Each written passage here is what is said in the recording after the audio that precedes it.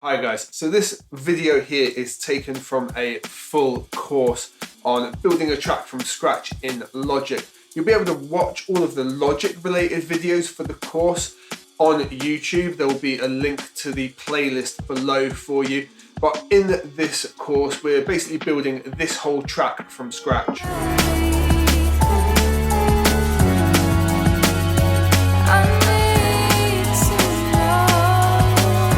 If you want to follow along with that, you can. And if you want to download the project file and all the samples that go with the course, there's a link to that in the description as well. I hope this video is useful to you and that you're able to follow along with the course. Let's jump into it. Feeling heavy, but now I'm steady, going up from hitting the ground. All right, so let's address the rest of the drums. Now, the biggest thing really is the Bluebird kit, which we've got in here. And I haven't even used the multi-kit because we're really only using a couple of elements. We can control the dynamics by making it into MIDI. I think we're good to go with it. I would often go into the browser over here and you're able to switch it into the producer kit, which you can see down here. And that gives you all the multi-outs for the entire drum kit, and you can individually adjust each element. But for what we're using it for here, it's so minor, I don't think we really need to do that. And if we solo this guy out,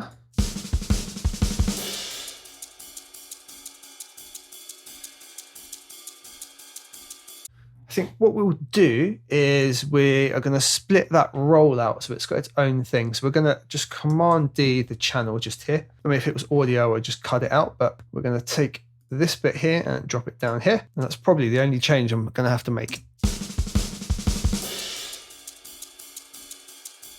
Okay, so that rides the main thing. Now it all sounds really nice. I mean, the like the stock Logic sounds, they're going to sound good. Should I rename this Bluebird kit to rolls?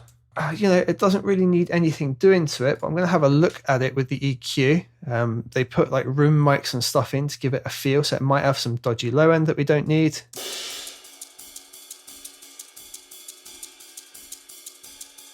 Look at that. In fact, the low end's the loudest part coming out. Isn't that cheeky? So let's just roll you off.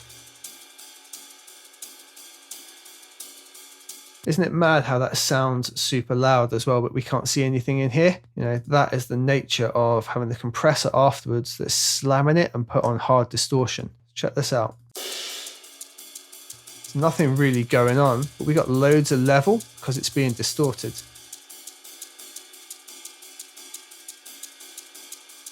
If we switch the order of these guys, it's going to be a smarter move for us, what we're doing. So we want that compression to be in there first and then the EQ afterwards in this case.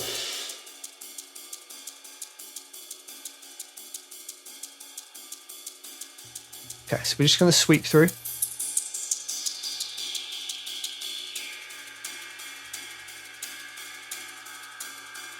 Now, I don't want that ringing too much. So I'm just going to make sure that's dipped away.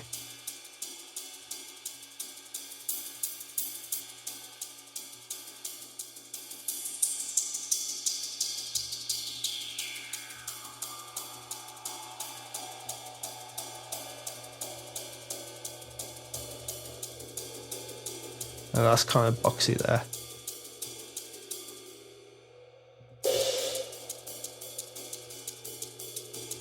I'll probably just take that back just a little bit. I mean, it's barely noticeable, but I'm going to make the adjustment anyway. And I think we can do with a little lift around 4K, if I'm honest. It really helps the shaker and a nice bit of the cymbals pop out together. Right around here.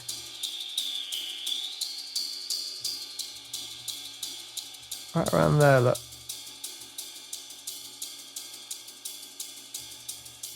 And actually, I just want to cook it a little bit more. What I mean by that is like give it a lift you wouldn't normally kind of expect. And I'm going to use a different tool for it. If we go into EQ, we've got a vintage EQ collection. We're going to use the tube EQ.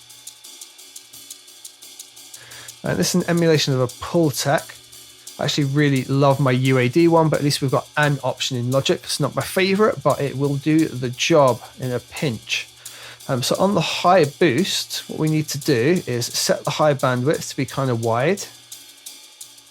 Set the high frequency to not happen until about 12K, and then lift it like this and dial it back.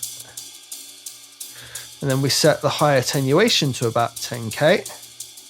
Then we attenuate by about half of what we just boosted.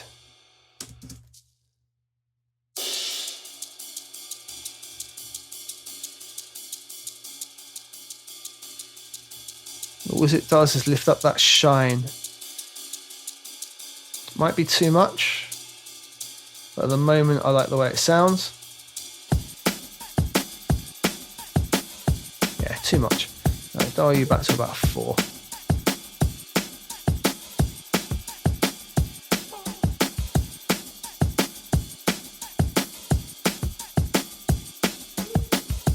Right, the other things are just kind of like candy, right? As in little effects that sit on top. So big crashes and the rolls. And they all sound solid. They've already got their roll off. The roll itself here is compressed really hard. It sticks out in the mix. It works as is.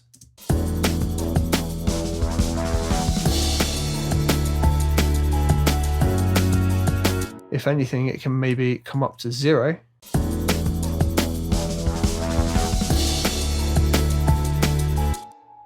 And you know what? It can maybe have its own little lift as well with the tube EQ.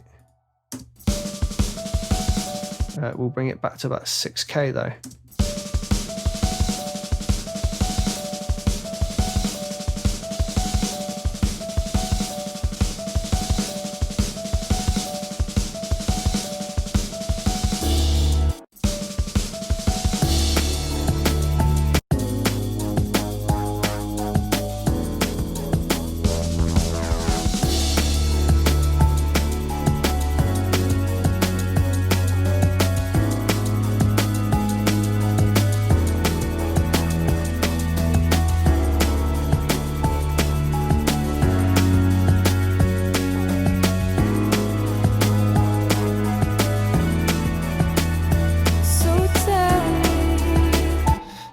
Now I've lifted up those bits individually.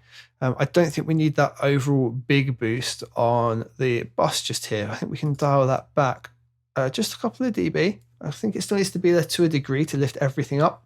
But it's now a little bit much, and I like what we've done with the ride individually. So that should help the ride stand out and still be nice and bright and shiny, and let everything else dial itself back a touch.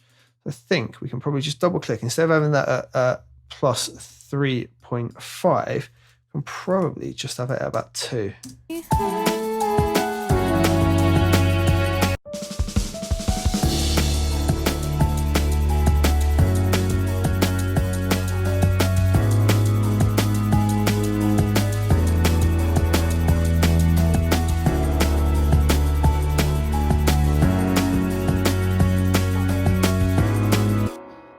Last thing, it might be nice to send the roll so it's got a bit of a room reverb.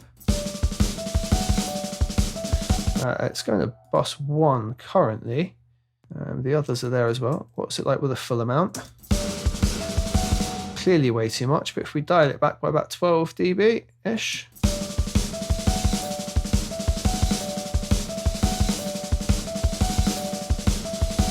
Even 9.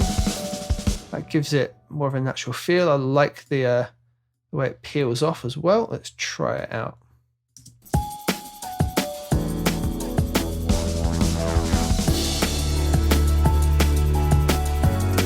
Well, now level-wise, it's going way too high now. So we're going to put the tube EQ before the compressor. And on the compressor, we're going to make use of our limiter. It's currently switched on and engaged. And I'm going to be ruthless and dial it back -6.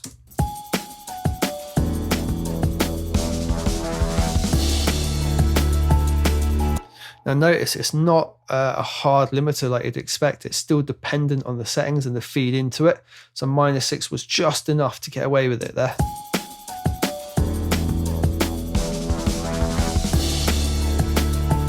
It still comes out at -4.7. Our overall bus itself, we've lost We've lost 0.5 dB to what we originally had, but we're sounding way, way better. So let's put it all in context. Let's turn the EQ off here and let's highlight all of our channels. So this is the break we had.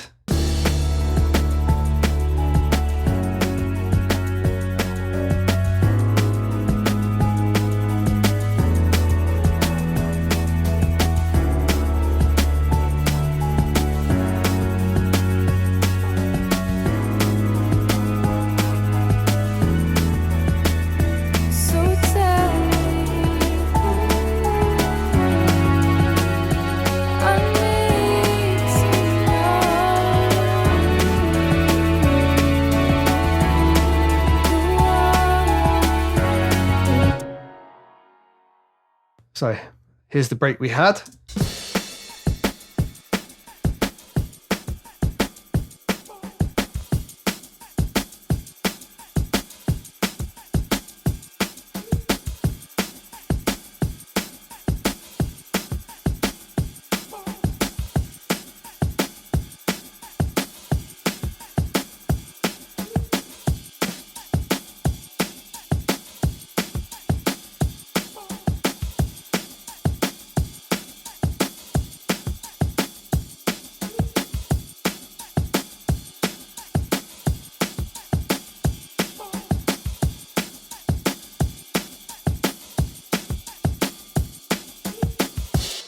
All in all, I think that's improved our drums sort of exponentially over that by adding all of those tiny little changes, really minor in some cases, but when you suddenly switch them all on, you see a big difference, right? So that's sort of part one of the drums done. Next, bass vocals and whatnot, and we keep going over and over until we've got this squared away. So let's jump into the next bit and we'll start looking at the bass and just sculpting that into its own little space.